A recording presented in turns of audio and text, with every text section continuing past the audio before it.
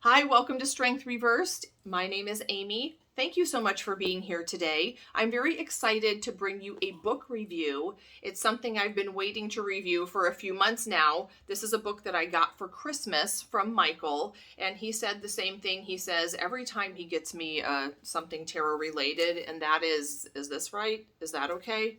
Is this a thing? This is a thing. This is Iconic Tarot Decks by Sarah Bartlett, the history, symbolism, and design of over 50 decks, 56 to be exact. Now, I had seen this floating around Amazon, but I thought it didn't pertain to me because I'm not really a collector. But I'm glad that Michael bought it for me because even if you're, of course, you would appreciate it if you're a collector, but even if you're just interested in the history of tarot or tarot in general, there is lots of information to be had. Sarah Bartlett has really done her homework, and there are some decks in here that I own that I've been inspired to take another look at because I learned some new information, and I'll share those with you. Now, I don't think Sarah Bartlett would appreciate it if I thumbed through the entire book on camera, but I will show you some pictures and I'll let you know which decks are in the book.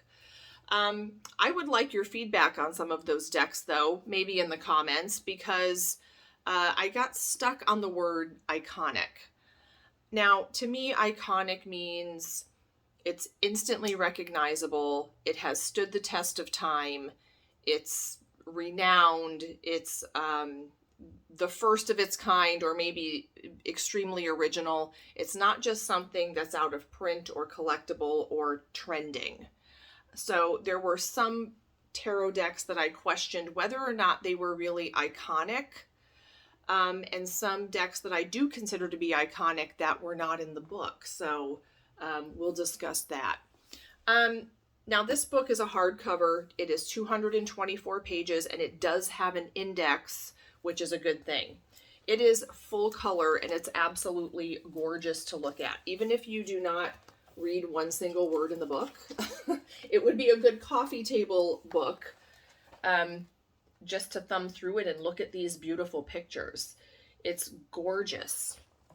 Now, the pages are not glossy, and I like that because those heavy glossy pages, there has to be a word that means when a texture grosses you out. And those glossy pages, if your fingernail hits them the wrong way, it kind of leaves a mark on the page and it makes my teeth hurt. So I appreciate that the pages are not glossy. They do smell inky, so don't worry. Okay, you will not miss out on the ink smell. Now, it is beautifully written. It has, and I loved the intro and the conclusion. And something in the intro I thought was very interesting because there was a chat on some channel about traditional versus more contemporary meanings of cards, and should we just stick with what Waite wrote about what he thought the cards meant. And I think no, because the humans have lived a long time since Waite, and we've learned a lot of things and experienced a lot of things, and so meanings shift and grow and change, and they're very dynamic. Whether as a medium for esoteric messaging or as a divinatory tool, the tarot gathers in its wake, like a great train of thought, all images, ideas, philosophies, esoterica, cultural or social, of the places through which it has passed. I love that. I just thought I would share that with you. Okay. Now, this book is divided into 5 sections of decks. And I'm not understanding. I wish the 5 categories were just more in chronological order. I think that would be interesting to look at, and I'll explain that to you. So we have an intro, and then we have the ubiquitous how to use the tarot section. I really wish that was just nixed and not there. I don't think it belongs in this book. That's really one of my pet peeves, is that every single book on tarot has to start from zero and from someone who's never touched the cards before.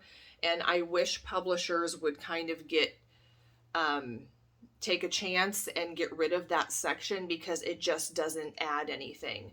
There's not enough information to be really all that valuable to a beginner, and the information that's there is so simple that it's not really going to be valuable to someone who has a lot of reading experience. It's just you have the major arcana and a few keywords and astrological correspondences for those, and the same for the minors, and the same for the court cards. And then it gives you a little blurb about what each suit means. And there's not a full tarot deck shown anywhere in the book, so I don't think it's necessary. And I wish that had been left out. And that's probably the biggest thing. There are a few tarot spreads. Yeah. Now there is a section that maybe could have been even more embellished, and that was the history of the tarot, and that definitely belongs in the book. And it's very well written, but it's very short, and so maybe that could be expanded and the how-to could hit the road. Now the first section is called Influential Decks, and these are the heavy hitters. These are the big names. At the beginning of each section, she includes a page about what is in that section. So this is the story behind the outstanding and influential decks that have set the precedent for almost all tarot decks created since. This chapter is devoted to the tarot decks that have to date been the most influential in tarot history. So you can imagine what 3 decks are in here. We have the Visconti Sforza, and there are several pages on all of these decks, many more pages than are on the decks that follow, which is appropriate. The Tarot de Marseille, and then of course we have, before we get to that, we have this deck.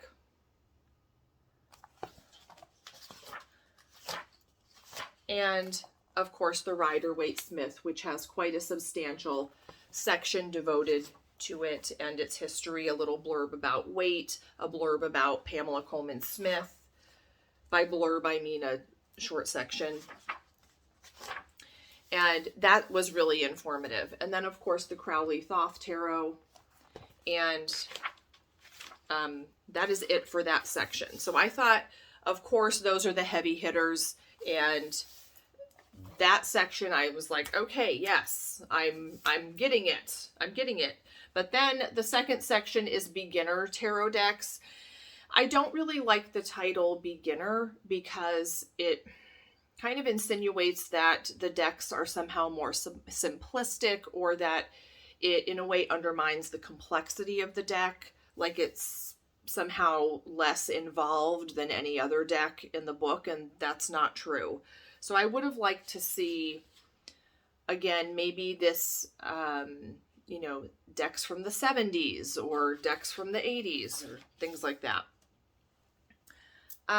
When it comes to beginners decks, those that stand out usually conform to the traditional format of 78 cards, including 4 suits of pictorial images for pip cards and simple but striking imagery and archetypal symbols for the major arcana, etc.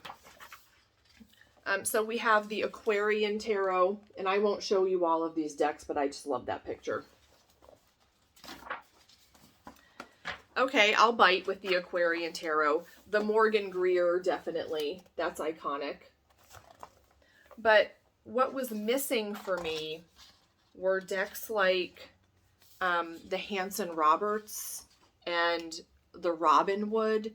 Those are iconic. Those decks have been around for decades, and you can still, they're still in print. You can still go buy them, and people do, because they're just old standbys. They are truly iconic, and they're not in the book. So of course, iconic tarot decks, you have to include Robin Wood. Come on.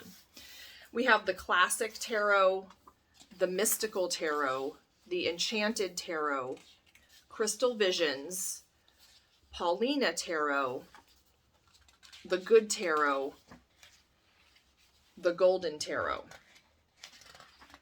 Now, I just don't know if a deck that was published in 2017 can be iconic. There are some decks that are published as late as 2019 that are in the book.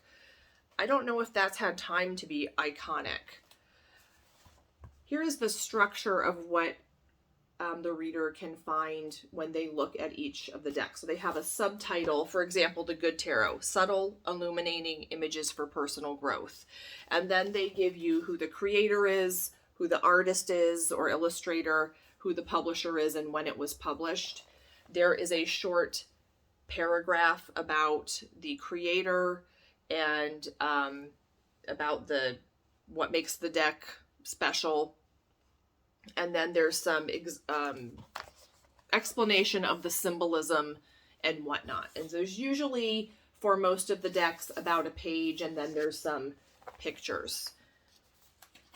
The next section, I did find a typo. I'm sorry, Sarah Bartlett. Probably it's been found and probably corrected, but in one of the decks, and I can't remember which one, my teacher eye just went right to it, okay, like a magnet, and it said the deck was published in 2107, which I thought was kind of funny, but not a big deal. I'm sorry, Sarah Bartlett. Okay, art and collector's decks. This section includes an eclectic selection of tarot decks that sing from the heart, call to the soul, and connect to the universal spirit that leads us to our tarot journey, on our tarot journey. These decks are woven inextricably into the story of tarot's art and history as either legendary, intriguing, worthy of being great works of art, or just highly desirable. Yeah, well, highly desirable doesn't make something iconic. Some of these decks, again, I have not heard of, but they're all beautiful to look at. The Golden Tarot of the Renaissance. There are several pages on that one. Montaigne Tarocchi. Gosh, I'm going to say a lot of these names like an American, and I apologize. Minciati Etruria. Oh, God. That's unfortunate. Metelli Tarocchino. Le Tarot de Paris. The Tarot de Paris. As we would say in Texas, Tarot de Paris. Tarocchi. Okay. I would love to learn Italian. The Swiss Tarot. Le Tarot Astrologique.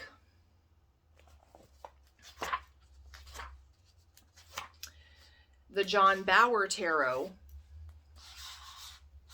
That was published in 2018. Tarot of the 1001 Nights. The Crystal Tarot. The Dali Universal Tarot. Now, she included the Wild Unknown Tarot in this one. There is a contemporary section, but I can understand why it was put in the art section. I will agree that the Wild Unknown is iconic because it has had staying power for a decade now, and it's immediately recognizable. I don't use the deck, and I'm not called to the deck, but I'm fascinated by this deck because I really do like the art. I like the pop of color that's in some of the cards. I could just look at the cards all day, but they don't speak to me like in a tarot language. It's just so pretty. It's a beautiful deck. And it's one of a kind. So I agree that that is iconic. Now, the next deck is the Golden Tarot of Klimt, and I can understand putting this in an art section. I own this deck. It is one of the most beautiful decks out there. I can't read with it.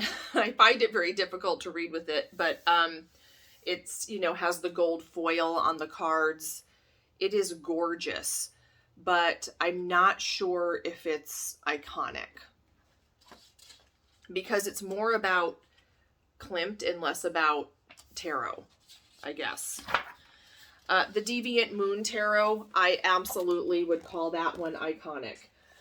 After reading what she wrote about the Deviant Moon, it did inspire me to maybe work with the deck a little more. And so I appreciated that. And also what she wrote about Golden Tarot of Klimt was more information. I got more information from this than I got with even the little white booklet came with the deck. That didn't tell me much of anything.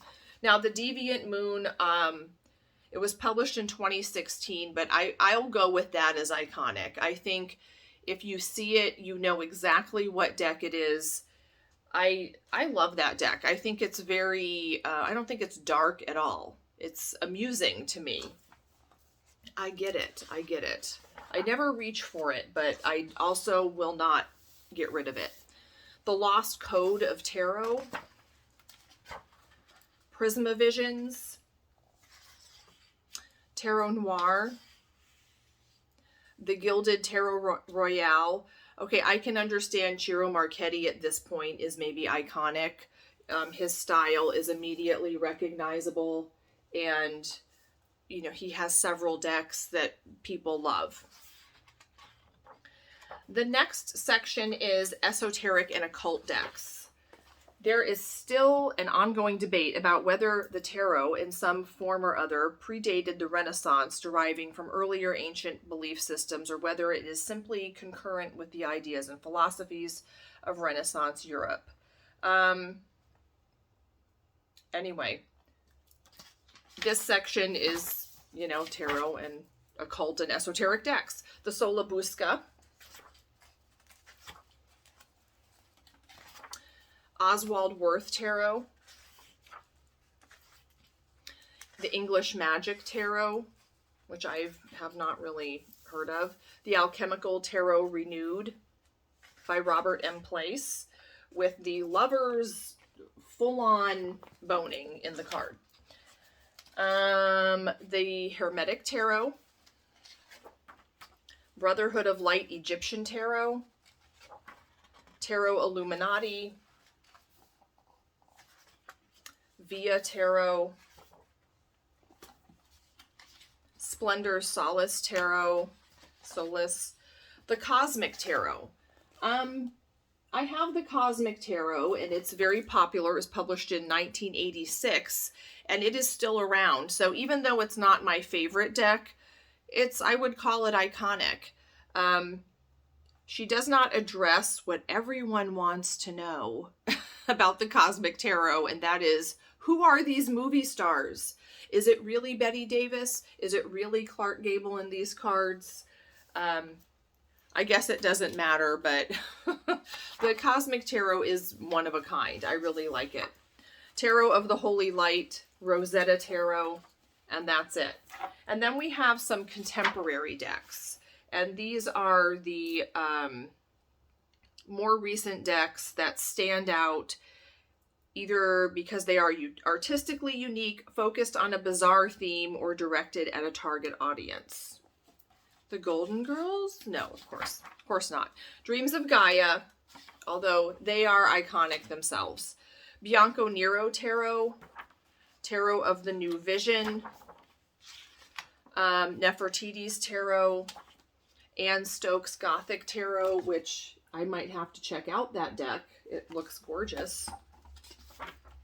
Book of Azathoth, Shadowscapes Tarot, Vision Quest Tarot, which looks a bit problematic. It was published in 1998.